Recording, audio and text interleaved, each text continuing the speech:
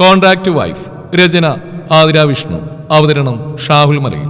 Editing Shareej Poonoor. നിർമ്മാണം PNR creations. പീലി റൂമിനുള്ളിലേക്ക് വരുന്ന കണ്ടതും കണ്ണടച്ച് പെറ്റുപെട്ടിൽ കിടക്കിയായിരുന്ന ജയ് കണ്ണു തുറന്ന് ശരീരമൊക്കെ ഒന്ന് കുടഞ്ഞുകൊണ്ട് എഴുന്നേറ്റു. വൈകുന്നേരത്തെ പാർട്ടിക്ക് വേണ്ടിയുള്ള ഒരുക്കത്തിലായിരുന്നു DM മാൻഷൻ.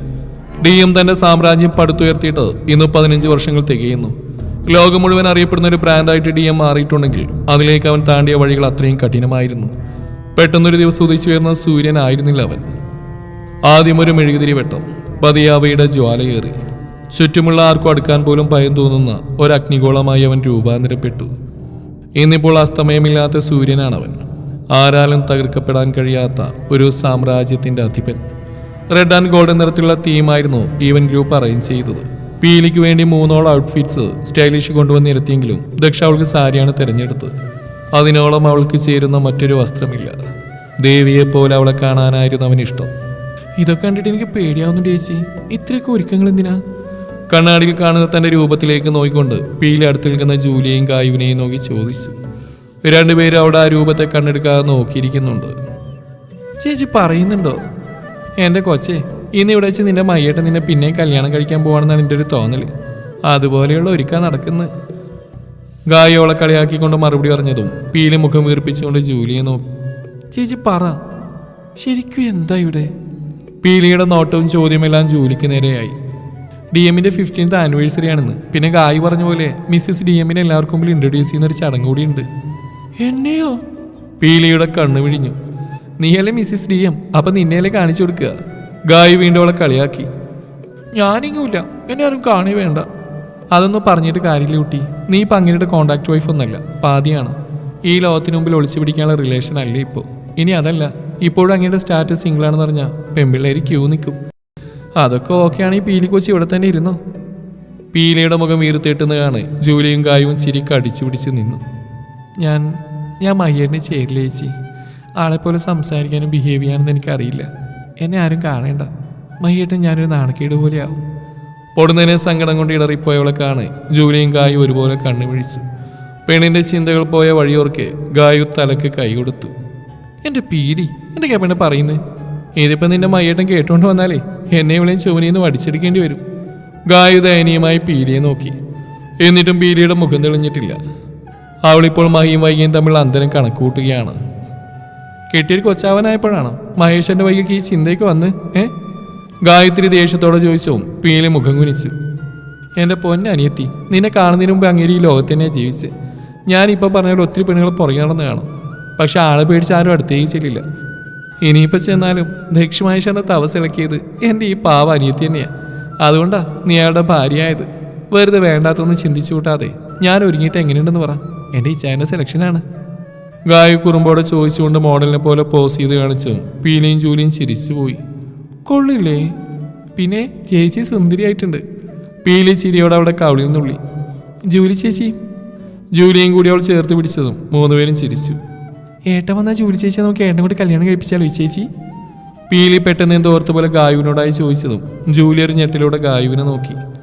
ഗായുവിൻ്റെ മുഖം വിടരുന്നതും കണ്ണുകൾ തിളങ്ങുന്നതും തെല്ലൊരു അത്ഭുതത്തോടെ ജൂലി കണ്ടു. പീലിയുടെ ആ ചോദ്യം ഗായുവിനെ വേദനിപ്പിക്കുന്ന കരുതിയ ജൂലി ശരിക്കും കൗതുകത്തോടെ അവളെ നോക്കി. നഷ്ടപ്രണയത്തിന്റെ കുഞ്ഞൊരു വേദന പോലും അവളുടെ കണ്ണിലോ മനസ്സിലോ ജൂലിക്ക് കാണാൻ കഴിഞ്ഞില്ല. ആ പറഞ്ഞ വളരെ നല്ലൊരു കാര്യമാണ്. ഇവിടെ നമുക്ക് നാത്തൂനായിട്ട് കിട്ടില്ലേ? കീച്ചേട്ട വന്നിട്ട് നീ തന്നെ പറഞ്ഞു, നമുക്ക് ഈ ജോലി കൊച്ചിനെ സ്വന്തമാക്കാലോ. അതോടെ ഇവിടെ ഈ മാഡം വിളി നിൽക്കും. ഗായ് ചിരിയോടെ പറഞ്ഞതും ജൂലി അവളെ കൂർപ്പിച്ച് നോക്കി. അതും കൂടി കാണെ പീലി ഉറക്കെ ചിരിച്ചു പോയി. ഇതേ സമയം ജയിക്കായി കൊണ്ടുവരുന്ന മീറ്റിൽ കിച്ചണിൽ നിൽക്കുന്ന ഒരാൾ ആരുടെയും ശ്രദ്ധയോ സംശയമോ ഇല്ലാത്ത നേരം നോക്കി എന്തോ മിശ്രിതം പുരട്ടിവെക്കുന്ന തിരക്കിലായിരുന്നു. ഫുൾ ബ്ലാക്ക് സ്യൂട്ടിൽ റെഡിയായി ഡ്രസ്സിംഗ് റൂമിൽ നിന്ന് ഇറങ്ങി വരുന്നവനെ കാണാൻ മൂവരും സംസാരം അവസാനിപ്പിച്ച് സൈലന്റായി. ദക്ഷിന്റെ കണ്ണുകൾ മുന്നിലെ കണ്ണാടിയിൽ കാണുന്ന അവളുടെ രൂപത്തിൽ തന്നെയായിരുന്നു. ചില്ലി റെഡ് ത്രെഡ് വർക്ക് ചെയ്ത ബ്ലൗസിലും ഗോൾഡൻ കളർ പ്ലെയിൻ സാരിയിലും അതിസുന്ദരിയായി നിൽക്കുന്ന വൈക. കാതിൽ വലിയൊരു ജിമിക്കിയും കഴുത്തിൽ മംഗലസൂത്രവും മാത്രം. ദക്ഷ അവളെ കണ്ണെടുക്കാതെ നോക്കി നിൽക്കുന്ന കണ്ടതും ഗായുവും ചൂലിയും എല്ലാം പുറത്തേക്ക് നടന്നു. ഇന്നെങ്കിലും ഈ ബ്ലാക്കിൽ നിന്നൊരു മാറ്റം ഞാൻ പ്രതീക്ഷിച്ചു. സാരി ഒതുക്കി പിടിച്ച് ചിരിയോടെ പീലി അവൻ്റെ അടുത്തേക്ക് ചെന്നു. അവനിൽ നിന്നും കണ്ണുകളകറ്റാൻ അവൻ ആ നിമിഷം കഴിഞ്ഞില്ല.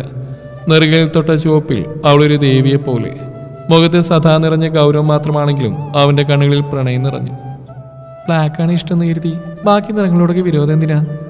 കണ്ണെടുക്കാതെ ഗൗരവത്തിൽ നോക്കുന്നവനെ കാണെ തെളിഞ്ഞൊരു പരാതിയോടെയായിരുന്നു പീലിയുടെ പറച്ചിൽ. വിരോധമുണ്ടെന്ന് വൈകിയോട് ആരാ പറഞ്ഞേ? ആരെങ്കിലും പറയണോ? ഇത്രയും ദിവസമായിട്ട് ഞാൻ കാണുന്നില്ലേ, എപ്പോഴും black T-shirt, black shirt, black suit, എല്ലാം കറുപ്പുമായി. എന്നിട്ട് തന്നെ LED പോലെ മിന്നിച്ചും വെച്ചിരിക്കുന്നു. പീലി മുഖം വീർപ്പിച്ച് പറഞ്ഞ ദക്ഷ അവൾ അവനിലേക്ക് വലിച്ചെടുപ്പിച്ചു. വൈക, യു ആർ മൈ ലാമ്പ്, 7 തിരിയിട്ട വിളക്ക് പോലെ. പീലിയുടെ കണ്ണ് മിഴിഞ്ഞു പോയി. DM-നും സാഹിത്യമോ? പീലി ചോദിക്കുമ്പോഴേക്കും മുഖം കുനിച്ച് അവളുടെ ചുടികളെ മെല്ലെ നുണഞ്ഞു വിട്ടവൻ. It's love. നിന്നെയല്ലാതെ മറ്റൊന്നിനെയും കാണാനും കേൾക്കാനും കഴിയാത്ത അവസ്ഥ. അവളെ നെഞ്ചോട് അടക്കി പിടിച്ചുകൊണ്ട് അവൻ നെറുകയിൽ ചുംബിച്ചു. അപ്പോഴേക്കും ഫോൺ റിങ് ചെയ്തു. അവളിലെ പിടി അയക്കാതെ തന്നെ അവൻ അറ്റൻഡ് ചെയ്ത് സംസാരിച്ചു വെച്ചു. വാ, താഴേക്ക് വാ. ഞാനവിടെ വന്നിട്ട് എന്ത് കാര്യ? വൈക, യു ആർ മൈ വൈഫ്. ഇതല്ല നിന്റെ ജീവിതം. നാളെ ഞാനില്ലെങ്കിലും DM മുന്നോട്ട് കൊണ്ടുപോകേണ്ടത് നീയാണ്. അങ്ങനെ ഒരു ജീവിതം വൈകിക്കുണ്ടാവില്ല മിസ്റ്റർ DM. എനിക്കൊന്നും അറിയാൻ വേണ്ട. DM-നെ പോലെ ചിന്തിക്കാനോ പ്രവർത്തിക്കാനോ ഒന്നും വൈക്ക് പറ്റില്ല. ഞാനൊരു പാവം പെണ്ണല്ലേ. എനിക്കെൻ്റെ മയ്യേട്ടനെയും കുഞ്ഞുങ്ങളെയും നോക്കി സമാധാനത്തോടെ ജീവിച്ചാൽ മതി. പീലി ചിരിയോടെ പറഞ്ഞുകൊണ്ട് അവനെ കൈമുട്ടിൽ പിടിച്ച് മുന്നോട്ട് നടന്നു. ഒരു നിമിഷം ആ പറച്ചിലിൽ അവനൊന്ന് സ്റ്റെക്കായി. മുഖം ചരിച്ച് അവളെ നോക്കി. വാട്ട്? എന്താ? കുഞ്ഞുങ്ങൾ? അതെ, കുഞ്ഞുങ്ങൾ 5 പേര് വേണം. ഇവിടെ ഇത്രയും റൂം ഒഴിഞ്ഞു കിടക്കില്ലേ, അപ്പം സ്ഥലത്തിന് പ്രശ്നമൊന്നുമില്ല. കുറുമ്പോടെ കണ്ണു ചിമ്മി കാണിച്ചവൾ. Are you crazy? അവൻ്റെ കണ്ണുകളും ചിരിക്കും പോലെ. ഞാൻ കാര്യമായിട്ട് പറഞ്ഞ എനിക്ക് 5 മക്കൾ വേണം, മയ്യേട്ടനെ പോലെ. എൻ്റെ മയ്യേട്ടനെ സ്നേഹിക്കാൻ ഒരുപാട് പേര്. അവളുടെ സ്വരം നേർത്തു. ഹൃദയത്തിൽ അത്രയും ആഴത്തിൽ എന്തോ തറച്ചതുപോലെ അവൻ നിന്നുപോയി. എന്നെ സ്നേഹിക്കാൻ വേണ്ടിയാണോ വൈക? വലിയൊരു കുടുംബം. ഒന്നുയർന്നുകൊണ്ട് അവൻ്റെ നെറുകിൽ ചുണ്ടുകൾ അമർത്തി പീലി. വാക്കുകളിൽ ഒതുക്കി വെക്കാൻ കഴിയാത്തത്രയും പ്രണയമുണ്ടായിരുന്ന അവളിൽ. അവനെ ഒരു മനുഷ്യനാക്കി തീർത്ത പ്രണയം, ഒരിക്കലും അവസാനിക്കാത്ത അലകളുള്ള ഒരു സമുദ്രം പോലെ. അതേ നിമിഷം ജോത്സ്യരുടെ നമ്പറിൽ നിന്ന് വന്ന വോയിസ് കേട്ട ഇതിന്റെ നടുക്കത്തിലായിരുന്നു മുത്തശ്ശൻ. ഇതെന്റെ അവസാനത്തെ വാക്കുകളാ വീര, എന്നെ അവരിപ്പോ കൊല്ലും. തളർച്ചയോടെ ആ ശബ്ദം കേട്ട് തുടങ്ങിയതേ മുത്തശ്ശൻ നടുങ്ങി വിറച്ചു പോയി. മഹിയുടെ പാതിയായി വരേണ്ടത് ആ പെൺകുട്ടിയല്ല. അധികം വൈകാതെ അവന്റെ കുഞ്ഞിന് ജന്മം നൽകി അവള് കളം വിട്ട് ഒഴിയേണ്ടി വരും. ചരിത്രം വീണ്ടും ആവർത്തിക്കും. മഹിയുടെ അമ്മയുടെ ആയുസ് ഒടുങ്ങിയതുപോലെ അവളും പറഞ്ഞു പൂർത്തിയാക്കുന്നതിന് മുമ്പേ നെഞ്ചിൽ കുത്തിയിറക്കിയ വാളിനാൽ ആ ജീവൻ ഒടുങ്ങിയിരുന്നു. ചുറ്റും സംഭവിക്കുന്ന എന്താണെന്നോ ശത്രു ആരാണെന്നോ ഒന്നും അറിയാൻ കഴിയാത്ത ഭീതിയിലായിരുന്നു മുത്തശ്ശൻ. പീലിയെ നഷ്ടപ്പെടുന്നത് ചിന്തിക്കാൻ പോലും കഴിയാതെ അദ്ദേഹം കണ്ണുകൾ ഇറുക്കി അടച്ചുപോയി. അവളില്ലാത്ത മഹേശ്വരനെ ഓർക്കാൻ പോലും അയാൾക്ക് ഭയം തോന്നി. എവിടെയായിരുന്നു ചായ? ഇതൊക്കെ വാങ്ങി തന്നെ ഒന്ന് ഉടുത്തു കാണാൻ പോലും നിൽക്കാതെ. തിരക്കിനിടയിൽ നിന്ന് സേവിയെ തനിച്ചിട്ടിയ നിമിഷം ഗായ നിരാശയോടെ ചോദിച്ചു പോയി. സേവി അവൾ അപ്പോഴാണ് ശ്രദ്ധിക്കുന്നത്. വരുന്ന VIP-കളെ ചെക്ക് ചെയ്യാനുള്ള ഉത്തരവാദിത്തം തനിക്കാണ്. അതും ഗൺ പോലെ എന്തെങ്കിലും വെപ്പൺസ് ഉണ്ടോ എന്ന് നോക്കാനുള്ള അനുവാദം മാത്രമേ ഉള്ളൂ. അതിൻ്റെ തിരക്കിലായിരുന്നു. അതിനിടയിൽ അവൾ വന്നതെന്ന് അറിഞ്ഞില്ല. താൻ തിരഞ്ഞെടുത്ത റെഡ് കളർ സാരിയിൽ അതിസുന്ദരിയായിട്ട് ഒരുങ്ങി നിൽക്കുന്നവൾ. അവൻ്റെ കണ്ണുകളൊന്ന് വിടർന്നു. മാലാകെ പോലെയുണ്ട്. അവൻ അവിടെ നെറുകിയിൽ മുത്തി. പിന്നെ മാലാക ഇപ്പോൾ റെഡ് കളർ സാരിയാണ് ഉടുക്കാറ്. ഈ ചാനും മര്യാദക്കൊന്നും പ്രേമിക്കാൻ പോലും അറിയില്ല. ചുടിയോടെ പറഞ്ഞുകൊണ്ടവൾ മുഖം തിരിച്ചതും സേവിയുടെ ചുണ്ടിലൊരു ചിരി വിടർന്നു. അതൊക്കെ നിങ്ങളുടെ DM-നെ കണ്ട് പഠിക്ക്. പീരിയെ നോക്കുന്ന കണ്ണുകൾ കണ്ടാലറിയാം അവളോടുള്ള പ്രണയം എത്രയാണെന്ന്. ഇത്തവണ സേവി തെല്ലി ഉറക്കെ ചിരിച്ചു പോയി. എന്തിനാ ചിരിക്കുന്നേ? ചിരിക്കാതെ പിന്നെ അങ്ങനെ പോലെ ഞാൻ പ്രണയിച്ചാ നീനെ ഡിവോഴ്സ് ചെയ്ത് പോകും കൊച്ചേ. എന്താന്ന്? അതൊക്കെ അങ്ങനെയാ. കൂടുതൽ ഡീറ്റെയിൽ ആയിട്ടേ രാത്രി പറഞ്ഞുതരാം. ഇപ്പം എൻ്റെ കൊച്ചിയെന്ന് ജൂലിയുടെ കൂടെ ഇരിക്കുക. പിന്നെ എന്നെ കൺവേർട്ടത്തൊന്നും ഇങ്ങോട്ട് മാറിപ്പോരുത്. ജൂലിയുടെ കൂടെയെല്ലാം മറ്റാൾക്കൊപ്പം നിൽക്കരുത്. സേവി അവളൊന്നുകൂടി ഓർമ്മിപ്പിച്ചു. എല്ലാം കേട്ടതും ഗായു സമ്മതത്തോടെ തലയാട്ടി. നീ ചാൻ പോയിക്കോ. അവന് തിരക്കും മറ്റും അറിയുന്നതുകൊണ്ട് ഗായു വേഗം പറഞ്ഞു. ഒരു നിമിഷം കൊണ്ട് അവൻ അവൾ ഇറുകിയപ്പോഴൊന്ന് അകന്നു മാറി. ഗായു ചിരിയോടെ അവനെ നോക്കി. ചെല്, ഈ തിരക്കൊക്കെ കഴിഞ്ഞിട്ട് കാണാം. അവളുടെ കവളിലും തട്ടിക്കൊണ്ട് കൂടുതൽ സംസാരിച്ചിരിക്കാൻ കഴിയാത്തതുകൊണ്ട് സേവി വേഗം അവിടുന്ന് പോയി. കിച്ചണിൽ നിന്ന് റൂമിലെത്തിയതും വൈദ്യയുടെ ശരീരം അടിമുടി ഉറച്ചു. കയ്യിലായിട്ടുള്ള മിശ്രത്തിന്റെ ഗന്ധം ഇപ്പോഴും അവശേഷിക്കുന്ന പോലെ. എവിടെ നിന്ന് കിട്ടിയ ധൈര്യത്തിന്റെ പുറത്താണ് അത് ചെയ്തതെന്ന് പോലും അറിയില്ല. പീലിയോ ചെയ്യോ ആരെങ്കിലും ഒരാൾ അവസാനിപ്പിക്കണമെന്നായിരുന്നു ആവശ്യം. പീലി ഒരിക്കലും തനിക്കൊന്നും ഉള്ളി നോവിക്കാൻ പോലും ആവില്ല. അതിനു പകരം തിരഞ്ഞെടുത്ത് DM-ന്റെ വലങ്കൈനെ തന്നെയാണ്. DM-ന്റെ വൺമാൻ ആർമി ജീവൻ പണയം വെച്ചുള്ള കളിയാണെന്ന് അറിയാതെയല്ല. ഈ പ്രോഗ്രാം തുടങ്ങുന്നതിനിടയിൽ രക്ഷപ്പെട്ടു പോകാൻ സാധിക്കുന്നുള്ള വിശ്വാസമുള്ളത് കൊണ്ട് മാത്രമാണ്. അത്യാവശ്യ സാധനങ്ങളെല്ലാം അവനെടുത്ത് ബാഗിലാക്കി വെച്ചതിന് ശേഷം പറ്റിയൊരു അവസരത്തിനായി അവിടെ തന്നെ കാത്തിരുന്നു. ആദ്യത്തെ ചെക്കിംഗ് എല്ലാം കഴിഞ്ഞ് മെയിൻ എൻട്രൻസ് കടന്നു വരുന്നവരെ കാണേ സേവന്റെ ചുണ്ടിൽ കൗശലത്തോടെ ഒരു പുഞ്ചിരി വിരിഞ്ഞു. വസിഷ്ഠക്കൊപ്പം നടക്കുമ്പോഴും മാൻഷൻ കണ്ട അമ്പരപ്പിൽ തന്നെയായിരുന്നു ദക്ഷയും. വെണ്ണക്കല്ലിൽ കൊത്തിയ സൗധം അവൾക്ക് ചുറ്റുമുള്ള കാഴ്ചകളിൽ നിന്ന് കണ്ണെടുക്കാൻ തോന്നിയില്ല. പറഞ്ഞു കേട്ടിട്ടേ ഉള്ളൂ എമ്മിന്റെ സാമ്രാജ്യത്തെക്കുറിച്ച്. ഇപ്പൊ നേരിട്ട് കാണുമ്പോൾ അവൾക്ക് വിശ്വസിക്കാൻ പോലും പ്രയാസം തോന്നി. മുന്നിൽ നിൽക്കുന്ന സേവിയറിനെ കണ്ടതും വസിഷ്ഠ ഒരു പരിഹാസ്യരിയോട് അവനടുത്തേക്ക് ചെന്നു. പുറകെ ദക്ഷയും. ഒരു പെണ്ണ് വിചാരിച്ചപ്പോഴേക്കും നിങ്ങളുടെ വല്ലാതെ അങ്ങ് ഒതുങ്ങിപ്പോയല്ലോ സേവിയർ. എല്ലാവരെയും വിറപ്പിച്ചെന്നവൻ ഇന്നൊരു ഗ്രസ്തനായിരിക്കുന്നു. ഇത്രേ ഉണ്ടായിരുന്നുള്ളോ ദക്ഷ മഹേശ്വർ സിംഹ? ഈ ചോദ്യത്തിൽ തന്നെ വലിയൊരു തിരുത്തുണ്ടോ സിഷ്ട? ഏതെങ്കിലും ഒരു പെണ്ണ് വിചാരിച്ചാൽ എമ്മിന്റെ പ്രണയം സ്വന്തമാക്കാൻ കഴിയായിരുന്നെങ്കിൽ നിന്റെ ഭാര്യ ശ്രമിച്ചപ്പോൾ തന്നെ അത് നടക്കേണ്ടതല്ലേ? പകരം എന്താ ഉണ്ടായത്? ഞങ്ങളുടെ ജയുടെ ഒരു നേരത്തെ ആഹാരമായി. സേവിയുടെ ചുണ്ടിലെ പരിഹാസം കണ്ടതും ദേഷ്യത്തോടെ വസിഷ്ഠ അവനെ കോൾ കയറി പിടിക്കാനായി. അടുത്ത നിമിഷം 3 കണ്ണുകൾ ഗാർഡ്സ് അയാളുടെ തലക്ക് നേരെ ചൂണ്ടി. ദക്ഷയും വസിഷ്ഠയും നിന്നിടത്തു നിന്നും ചലിക്കാൻ പോലും കഴിയാതെ തറഞ്ഞു പോയി. ഏയ് എന്താ ഇത്? ലീതാ. സേവിയറിന്റെ ഓർഡർ കിട്ടിയതും അവർ ഗൺമാറ്റി മാറിയുന്നു. ഇരുവരുടെയും ശ്വാസം നേരെ വീണു. നീ എന്നെ ഒന്ന് ചൊറിഞ്ഞു, അതിനുള്ള മെഡിസിൻ ഞാൻ തന്നെ തന്നു. അത്രയും വിചാരിച്ചാൽ മതി. മാർവൽ ഗ്രൂപ്പ്സ് ഓണർ സേവ് പുഞ്ചിരിച്ചു. പിന്നെ ഒതുങ്ങിയെന്നൊക്കെയാണ് ചിന്തയെങ്കിൽ അത് വെറുതെയാണ് വസിഷ്ഠ. അനിമലിന് തന്റെ വേട്ട അവസാനിപ്പിക്കാനാവില്ല. പിന്നെ അതൊന്നും അവളറിയാതിരിക്കാൻ ശ്രമിക്കും. That's it. എമ്മിനോടുള്ള ആരാധന നിറഞ്ഞ ചിരിയോടെ സേവ് ചെയ്ത് പറയുമ്പോൾ വസിഷ്ഠ അവനെ നോക്കി പല്ലിറുമിക്കൊണ്ട് മുന്നോട്ട് നടന്നുപോയി. പുറകെ സേവിയെ രൂക്ഷമായി നോക്കിക്കൊണ്ട് ദക്ഷയും. എമ്മിന്റെ ക്ഷണം സ്വീകരിച്ചെത്തിയ ഒത്തിരി വിദേശികളും സ്വദേശികളും അവിടെ ഉണ്ടായിരുന്നു. എല്ലാവരും അറിയപ്പെടുന്ന ബിസിനസ്സുകാർ. ഗസ്റ്റുകൾക്കുള്ള ഡ്രിങ്ക്സും മറ്റും അവിടെ തന്നെ ഈവന്റ് ഗ്രൂപ്പ്സ് അറേഞ്ച് ചെയ്തിട്ടുണ്ട്. എല്ലാവരും സംസാരത്തിൽ മുഴുകി തുടങ്ങിയിരുന്നു. ദക്ഷ വസിഷ്ഠയോടൊപ്പം ഒരിടത്ത് മാറിയെന്നെല്ലാം വീക്ഷിച്ചു. എം എന്താണെന്ന് അവൾ മനസ്സിലാക്കി തുടങ്ങിയായിരുന്നു ആ നിമിഷം മുതൽ. ഇതുവരെ അമ്മയെ കൊന്നവനെന്ന് പറഞ്ഞ് പരിഹസിച്ച് ആക്ഷേപിച്ച് മുന്നിൽ ചെന്ന് നിന്നിട്ടുണ്ട്. അപ്പോഴൊന്നും അവന്റെ പവർ എന്താണെന്നും അവന്റെ ആസ്തി എന്താണെന്നും തന്നെ കൺസേൺ ആയിരുന്നില്ല.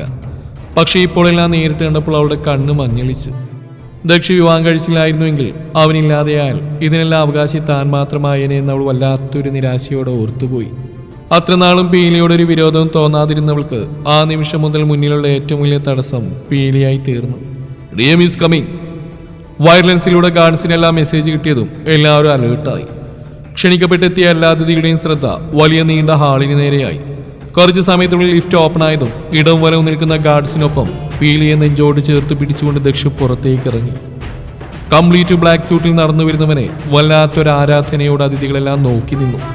അവന്റെ നെഞ്ചിൽ അത്രയും അവകാശത്തോടെ ചേർന്ന് നിൽക്കുന്ന പെണ്ണിനോട് ഒരേ സമയം അസൂയയും കൗതുകം തോന്നിപ്പോയി അവർക്ക്. അവന്റെ പകുതി പോലും ഇല്ലാത്തൊരു പെണ്ണ്, പക്ഷേ ദേവതയെപ്പോലെ ജ്വലിക്കുന്ന അവരുടെ സൗന്ദര്യം. സിമ്പിൾ ആൻഡ് എലഗന്റ് ലുക്കിൽ പീലിയുടെ മുഴുവൻ സൗന്ദര്യം എടുത്തു കാണിച്ചു. ആരൊക്കെ ശ്രമിച്ചിട്ട് മുലയാതിരുന്ന എമ്മിന്റെ മനസ്സും ശരീരവും ഒരുപോലെ സ്വന്തമാക്കിയ പെണ്ണിനെ കാണാൻ വേണ്ടി മാത്രം വന്നതായിരുന്നു സ്ത്രീകളിൽ പലരും. അവരുടെ എല്ലാ ആരാധനാ പുരുഷന്റെ ഹൃദയം കീഴടക്കിയവൾ. അവളിലെ കുറ്റവും കുറവുകളും കണ്ടുപിടിക്കാൻ നിന്നവരിൽ പലരും തോൽവി സമ്മതിച്ചു. മെയ്ഡ് ഫോർ ഈച്ച് അതർ എന്നല്ല, ഒരു സിംഹത്തിന്റെ സടക്കുള്ളിൽ പതുങ്ങി നിൽക്കുന്ന ഭംഗിയുള്ളൊരു പൂമ്പാറ്റ പോലെ അങ്ങനെ വിശേഷിപ്പിക്കാം ഇരുവരെയും. വന്നിരിക്കുന്ന അതിഥികളെല്ലാം മറികടന്ന് അവർക്കായി തയ്യാറാക്കിയ സ്റ്റേജിലേക്കാണ് ദക്ഷ പീലിയെയും കൊണ്ട് പോയത്. സേവിയും ഗായും ജൂലി അവിടെ തന്നെയുണ്ട്. നേരെ നോക്ക്. ചുറ്റുമുള്ള ആരെയും നോക്കാൻ തലയും കൊമ്പിട്ട് വിറച്ചു നിൽക്കുന്നവളിലേക്ക് മുഖം കുനിച്ചുകൊണ്ട് അവൻ പറഞ്ഞു. എന്നിട്ടും പീലി ആരെയും നോക്കിയില്ല. ഇപ്പൊ അവിടെ നെഞ്ചിരിക്കുന്ന ശബ്ദം കൂടി അവന് കേൾക്കാം. ദക്ഷ ഒന്ന് വിശ്വസിച്ചു പോയി. അടുത്ത നിമിഷം അവിടെ തോളിലെ പിടിവിട്ടുകൊണ്ട് അവൻ ഇടുപ്പിലൂടെ ചുറ്റിപ്പിടിച്ചുകൊണ്ട് അടുത്തേക്ക് ഉയർത്തി. പീലി കണ്ണുമിഴിച്ച് മുഖമുയർത്തി അവനെ നോക്കിയതും ദക്ഷ അവളെ ഗൗരവത്തോടെ നോക്കി. Just relax. You are in my arms. അതിലും ഭംഗിയായി അവളെ സമാധാനിപ്പിക്കാൻ അവൻ അറിയില്ലായിരുന്നു. പീലി അറിയാതെ പുഞ്ചിരിച്ചു. അവനെ നോക്കുന്ന കണ്ണിലും മുഖത്തുമെല്ലാം പ്രണയം മാത്രം നിറഞ്ഞു. ചുറ്റും നിൽക്കുന്നവരുടെ എല്ലാ മിഴികൾ അവരിൽ തന്നെയായിരുന്നു. പേടിയുടെ ചെറുകണിക പോലുമില്ലാതെ അവനോട് പുഞ്ചിരിച്ചു നിൽക്കുന്ന പെണ്ണിൽ. എല്ലാവരെയും വിറപ്പിച്ചു നിർത്തുന്നവന്റെ മുമ്പിലാണ് ഇതുപോലൊരു പെണ്ണ്. സമയം മുന്നോട്ട് പോയ പാർട്ടി ആരംഭിച്ചു. എമ്മിന്റെ 15 വർഷത്തെ ജേണിയെക്കുറിച്ച് തന്നെയായിരുന്നു ആദ്യത്തെ സേവിയുടെ സ്പീച്ച്. അതിനുശേഷം ദക്ഷ തന്നെയാണ് അവളെ എല്ലാവർക്കും മുമ്പിൽ ഇൻട്രൊഡ്യൂസ് ചെയ്തത്. ഒരു വാക്കിൽ അവളോടുള്ള പ്രണയം മുഴുവൻ നിറച്ചുകൊണ്ട്. She's my better half. അതിലുണ്ടായിരുന്നു അവന് അവൾ ആരാണെന്ന്. പീലി അവനെ നിറഞ്ഞ മനസ്സോടെ നോക്കിക്കൊണ്ട് ആ നെഞ്ചിലേക്ക് ചാഞ്ഞു. ഒരിക്കൽ ഒരു വർഷത്തേക്കെന്ന് പറഞ്ഞ് വില പറഞ്ഞ് ഭാര്യയാക്കിയവൻ ഇന്ന് അതിലുമേറെ ആളുകളുടെ മുമ്പിൽ വെച്ച് ഈ ലോകത്തോട് തന്നെ വിളിച്ചു പറയുന്നു ഇവളെന്റെ പാതിയാണെന്ന്. ആദ്യമായി അവൾ കണ്ട അനിമലിൽ നിന്നും അവളുടെ മഹിയേട്ടനിലേക്കുള്ള ദൂരം കൂടിയായിരുന്നു അത്. താൻ അവനെ പ്രണയിച്ചില്ലായിരുന്നെങ്കിൽ ഒരിക്കലും ഇതുപോലൊരു നിമിഷം ഉണ്ടാവില്ലായിരുന്നെന്ന് അവൾക്കറിയാം. അത്ര പോലും ബന്ധങ്ങളുടെ സ്നേഹത്തിന്റെ മൂല്യമറിയാതെ ജീവിച്ചിരുന്നവൻ മാറില്ലായിരുന്നു എന്ന് അവൾക്ക് ഉറപ്പായിരുന്നു. വലിയൊരു കയ്യടി ശബ്ദമാണ് പീലിയെ ദക്ഷിണിൽ നിന്നും ചുറ്റും നോക്കാൻ പ്രേരിപ്പിച്ചത്. എല്ലാവരും നിറഞ്ഞ കയ്യടികളോടെ അവർ വിഷ് ചെയ്തു. അപ്പോഴും DM-ന്റെ കണ്ണിലെ സന്തോഷം അത്രയും പകയോടെ മാറിയെന്ന് നോക്കിക്കാണുകയായിരുന്നു വസിഷ്ഠും ദക്ഷയും. ഇതൊരു ചെറിയ പെൺകുട്ടിയല്ലേ ദച്ചു? പറഞ്ഞു കേട്ടപ്പോൾ ഇത്തിരി കൂടി ഏജുള്ള മെച്ചൂർഡായിട്ടുള്ള ഒരാളെ ഞാൻ പ്രതീക്ഷിച്ചു. ബട്ട് ഷീ ഈസ് ബ്യൂട്ടിഫുൾ പറയുമ്പോൾ ദച്ചുവിന്റെ നോട്ടം അത്രയും പീലിയിൽ തങ്ങി നിന്നു. ഒരു ഭാര്യയാവാനുള്ള പക്വതയ്ക്ക് അതിനുണ്ടോ? അതോ അവനെ പോലെ ഒരുത്തണ്ടേ? ഐ തിങ്ക് അവളെ പറഞ്ഞ് ട്വിസ്റ്റ് ചെയ്യാൻ എളുപ്പമായിരിക്കും. ഒരിക്കലും അത്ര എളുപ്പമാവില്ല. ആസിമയും ആൻപേർക്ക് മുമ്പിലല്ലേ മുട്ടുമുടക്കിയത്. അപ്പം മിടുക്കിയായിരിക്കും ദച്ചു പറഞ്ഞു.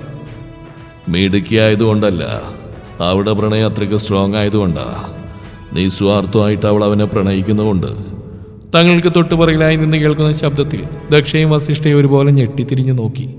മുത്തശ്ശൻ തുടരും ഈ കഥയുടെ ബാക്കി ഭാഗം നാളെ ഇതേ സമയം.